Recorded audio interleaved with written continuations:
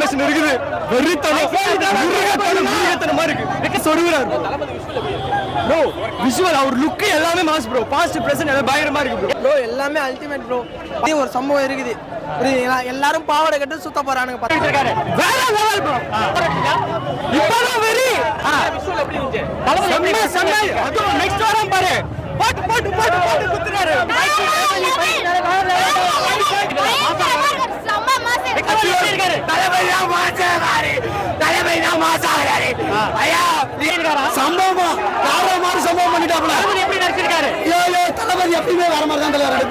மூச்சு விட முடியல அந்த அளவுக்கு கத்தி கத்தி தொண்டங்கிட்டலாம் வலியுது.